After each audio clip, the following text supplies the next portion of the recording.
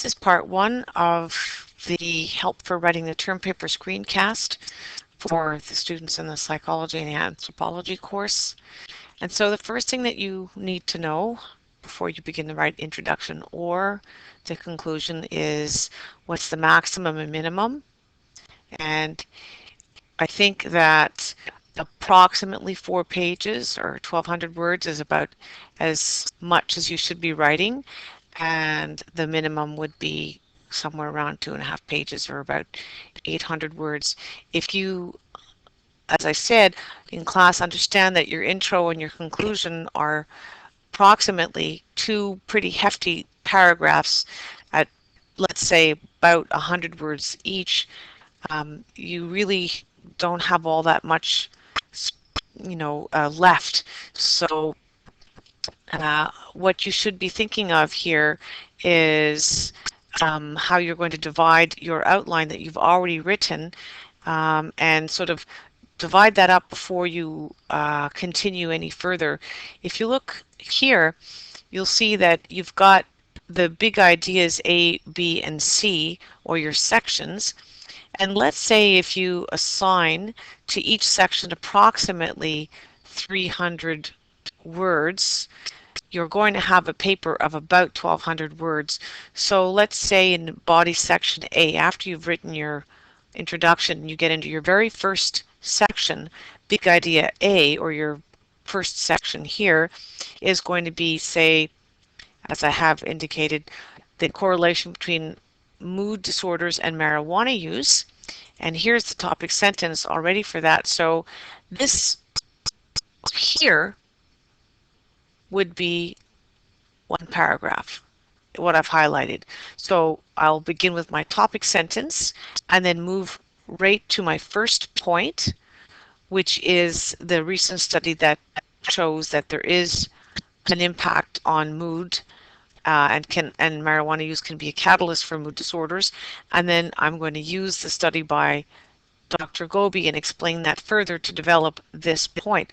So all of this here is one paragraph, and then developing the next point, which is that it alters serotonin levels, which is the second paragraph, and then the next point, that its effects can be irreversible, which is my third paragraph. Now, in this section, this first point might be my biggest paragraph, and points 2 and 3 might be smaller ones. This is completely at your discretion, depending on how much information you have and where you want to put the emphasis.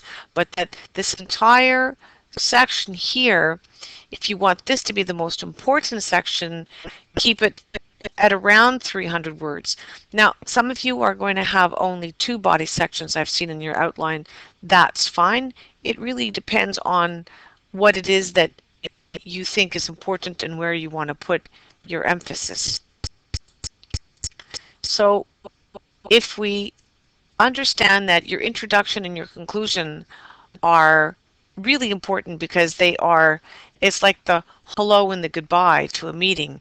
It's like the lead up and the punchline to a joke. Did you hear the one about, and then the joke at the punchline at the end.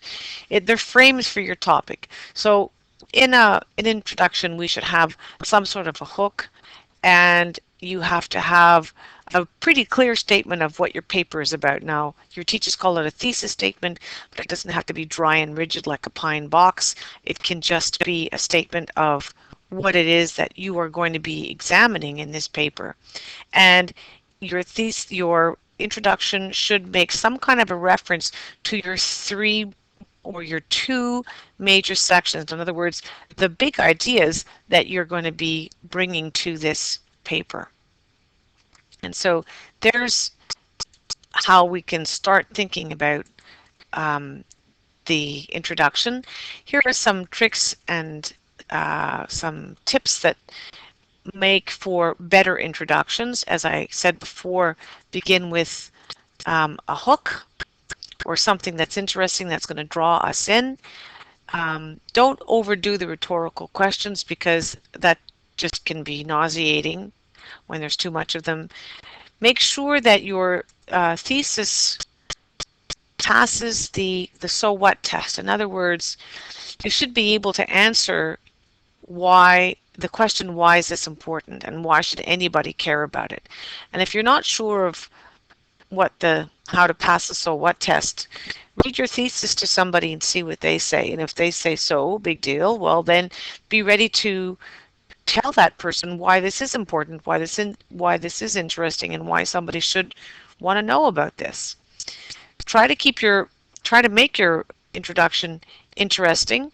That's going to make for some pleasant reading, and that's important for me.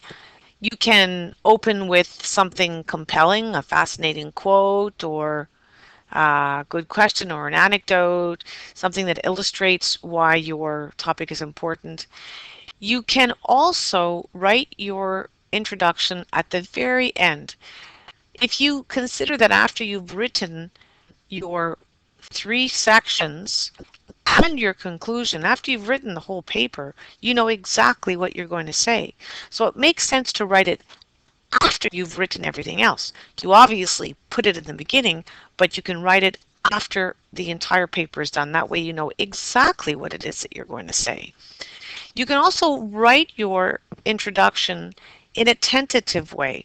So really, don't stress too much about the introduction, because oftentimes students sit down to write their first lines and they get stuck because they really don't know what to say.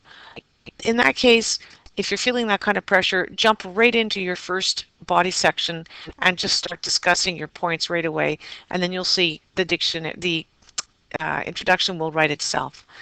Avoid the really sort of plastic and boring dictionary definitions, and don't give sweeping statements like "since the beginning of time" and "the dawn of man" stuff, because that's just horrific. So here's an example of an introduction that I've written. It's not the best, but here it is anyways, and so you can look at it. So let's see if I've got everything that I need to have in this introduction. And you can read it for yourself and see what you think. This introduction is a simple 135 word paragraph, and it has what it needs to have. So it has a thesis statement. Let's see if we can find it. Right here. Well, I can't highlight it, but it's right here. So this paper proposes that marijuana is a health threat to teens. This statement right here. And don't worry too much about having transition sentences from one paragraph to another. I'm not going to go overboard about those kinds of things, but your writing should be clear. If you go to the wiki and you check on the rubric for the term paper, click on that, you'll see that in the introduction and the conclusion, what I'm looking for here, and the two of them are worth 5 points, is that you've got a thesis presented, that I see it clearly, and that you've introduced your most important points in your introduction, and that for language, this is not an English paper, and so it's not being overly stressed for 5 points, but language is always important. If your English is not good and your language is not clear, it's going to hurt what it is that you want your reader to understand. So you can come to this section here and you can look at that and make sure that you understand what it is exactly that you're going to be evaluated on in this paper. And so if I just go back here, so in your introduction, make sure that you've got some sort of a hook, that I see a clear thesis statement, that you've covered your major ideas, and I'm going to post this on the wiki so that you can look at the actual text of this and refer back to it if you need. So that's for the introduction, and I'll work on something for the conclusion at a later date. Part 2, to be continued.